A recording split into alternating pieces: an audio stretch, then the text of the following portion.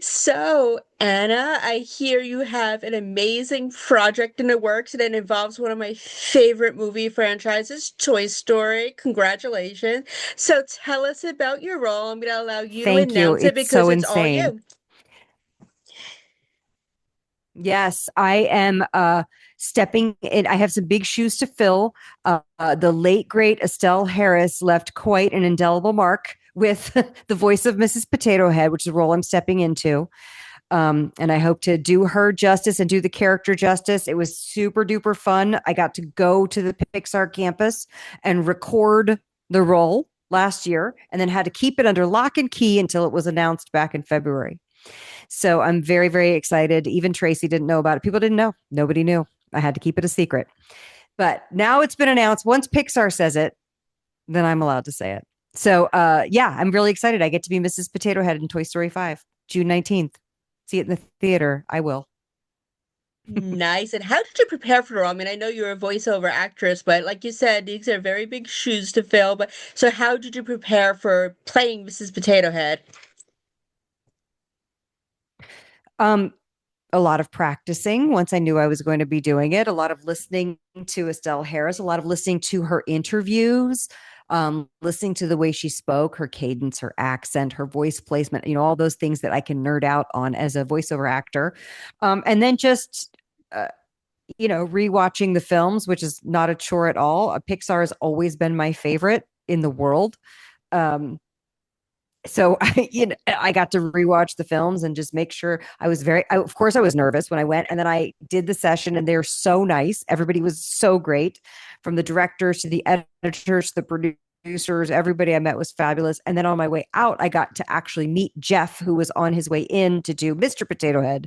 And that made me feel better to know that, like, oh, there he is. He's new too. We're both new at this, filling some really big shoes.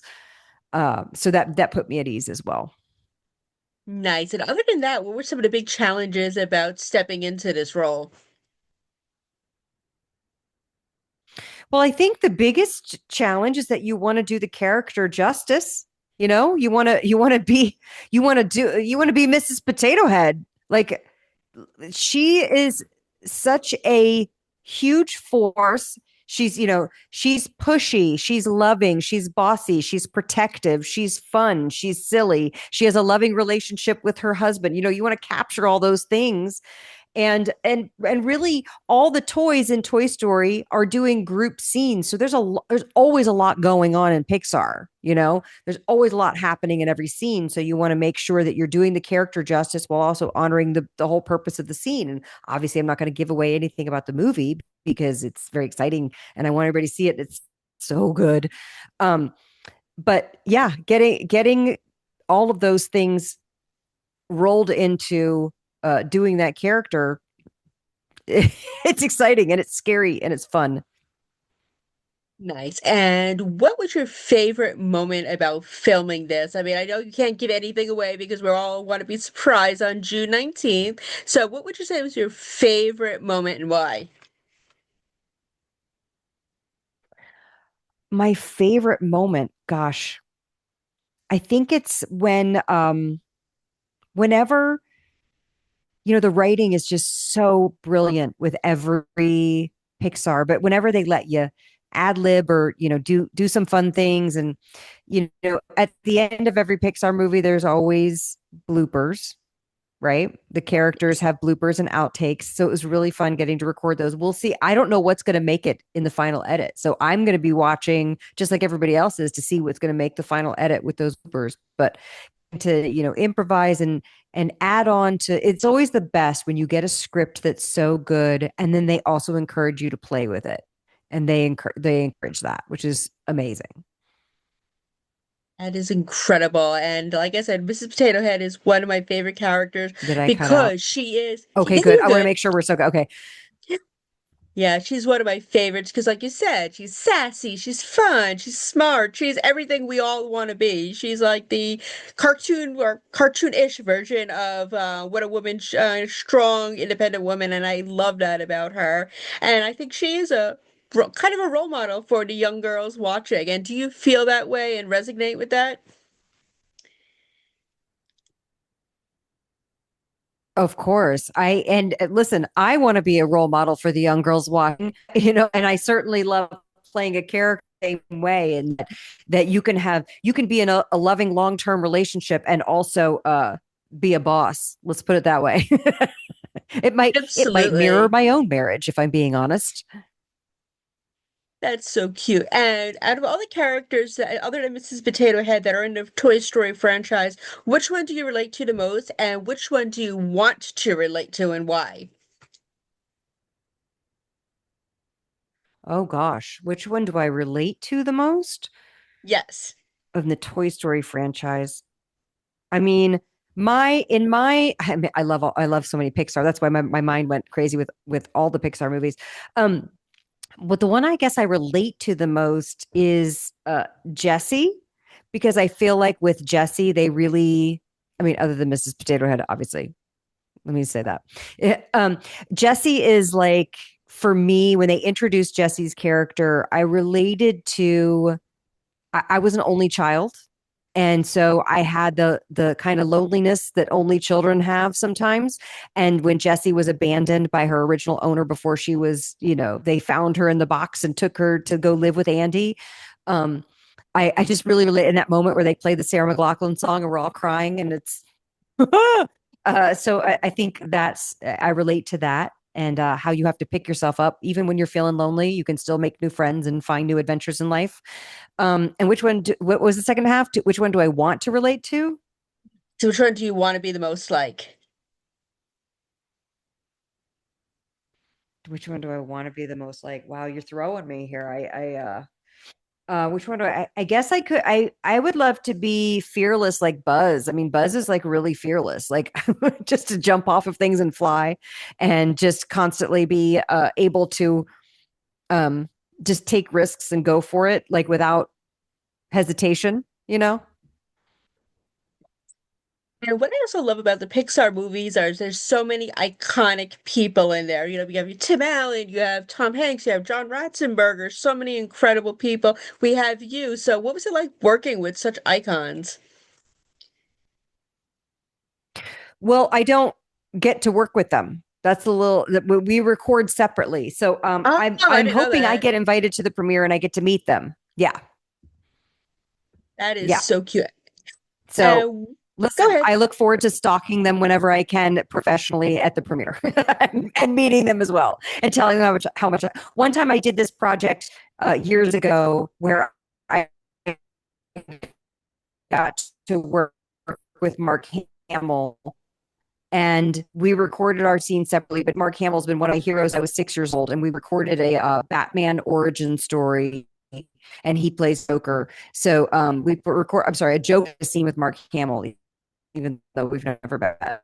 But I love Mark Hamill. So I get to say I did a scene with all John Ratzenberger, Wallace Shawn, did it. I got to work with all of them. My Kevin Bacon 6 degrees of separation with all those folks is now down to one. I love that for you. I love that for you. And now, which movie in the franchise would you say was your favorite and why?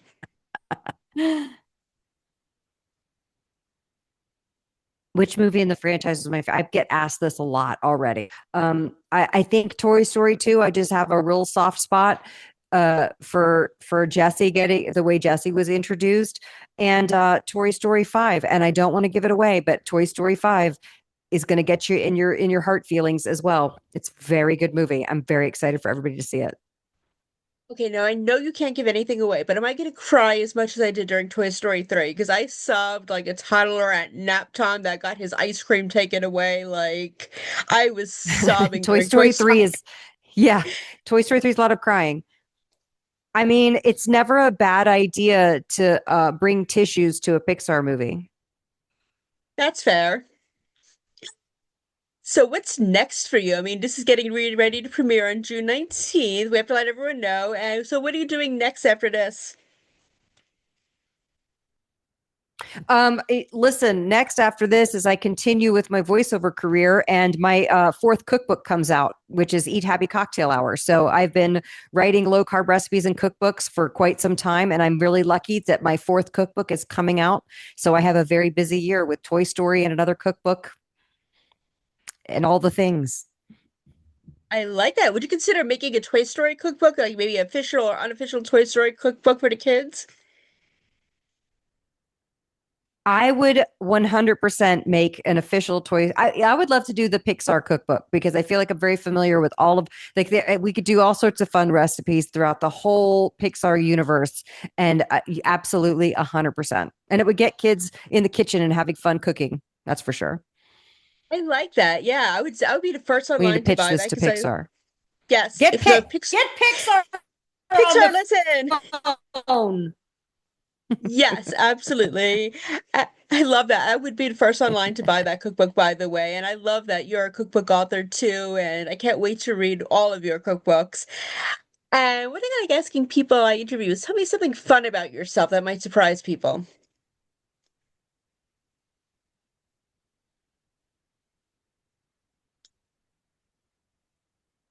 Something fun about myself that might surprise a player. Um, it wouldn't normally be something that people would guess about me, but I have that we get together and I play with other comics and be able to play with people in Hollywood can play a fun game of Dungeons and Dragons. And yeah, that's a little secret that people don't know. And if anybody out there plays Dungeons and Dragons, I know it's like much more widely accepted now. It wasn't when I was younger. So I think it's super cool that people have made Dungeons and Dragons cool. And I think that if anybody's ever interested in it, that you should go for it because it's super fun and you get to like play make believe as a grown up, which we don't get the opportunity to do very often. And I'm a huge advocate of it. I think it's good to keep the creative channel open, even at my elderly age. That is adorable. I've never played, but I've seen my friends play, and I think it just sounds like so much fun. So you've encouraged me. I might just make the plunge and try. I like it. And since we're a TV site Just try too, what it. do you watch? Yeah, Just I try it. will. Yeah. Yes. I like it. So what are you watching these days on TV?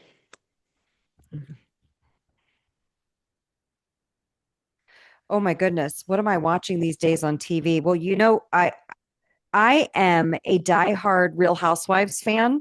I like a lot of the shows in the Bravo sphere, and I actually include in my cooking videos and my live stream cooking classes a lot of Easter eggs and Housewives references. I've been to see Watch What Happens Live a few times. I've even been behind the bar at Watch What Happens Live. If you know, you know.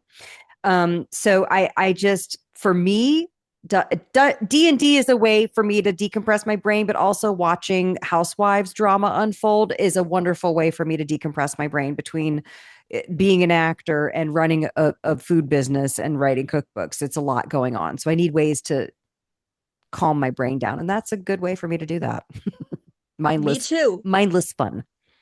That's the way I calm down too with Real Housewives. Now, what's your Oh, favorite you are? You're franchise? housewives? Yes, Okay. so much. What's your favorite franchise? Old school New York is my all-time favorite. Jersey's pretty great. I gotta say, this past year at Expo West at the food show, Harry Hamlin was 2 aisles down doing his pasta sauce, and he wandered over to my booth and he asked me how I managed to get in so many stores. And I just never thought the age I am now that Harry Hamlin would come to me asking for business advice. So that was like a huge moment. And he was super sweet because his wife's book, or Lisa Rinna's book, had just come out. And he was like, she's going to be on the New York Times bestseller. It was really sweet how supportive he was of her. So that was a fun little Housewives universe pasta sauce moment because we both have pasta sauce companies. we two titans of industry talking about their pasta sauces, me and Harry Hamlin. That is, I'm so happy for you because of that, because he just seems like the nicest guy ever. And she is just He an was so icon nice. He was between, so nice. yeah. And she is just an icon too with Traders and Housewives and Melrose and Days of Our Lives. And that's Oh just yeah, all of incredible. it. Yes. Now, did you see the All of it. Oh, Rhode I was going to Island? say too, I do. Oh, I have not. I watched one episode of Rhode Island. I've heard it's going to take a little, it's going to take a second to catch on. I can't tell them apart. So it's going to take a minute. It's almost like the Lisa Barlow, Meredith Marks situation in season 1 of Salt Lake, where you couldn't tell them apart. And now you obviously can tell them apart because you get to know them. So I'm looking forward for that moment to happen. Of course, I'm going to watch it. I'm a super fan. Salt Lake is another franchise that I'm obsessed with because Salt Lake to me is like, if you put on a theater production of Housewives, that's Salt Lake. It's like theater of Housewives, but it really works. And I love all those ladies. Me too. That's my number one. My top three are Beverly Hills, Salt Lake City, and Old School Jersey. And Rhode Island is slowly getting there. So I'm so Okay. glad someone All gets right. it. I'm I got to so get glad caught someone up. gets it. Yes, I highly recommend it. Now, where can we follow Yeah. you on social It's media so we can important. follow? It's important. Yes. And we all used to, oh, I'm sorry. Go ahead. No, go ahead. No, No, you we go have a ahead. I want to hear delay. your I'm so story. sorry. Go ahead. You're fine. Yeah. I was just going to ask No, you I was about your just going to social say media. we all need to be more open and outward about our love of mindless Bravo shows because everybody used to hide about it, you know. And my husband watches them all with me too, and we discuss we at Vanderpump Rules like we discuss all of it. So it's very fun. It's very fun. So you were going to ask about social media. Yes. So, what's your social media account so we can follow your incredible Oh yeah. career? Because, yes, Thank you so much.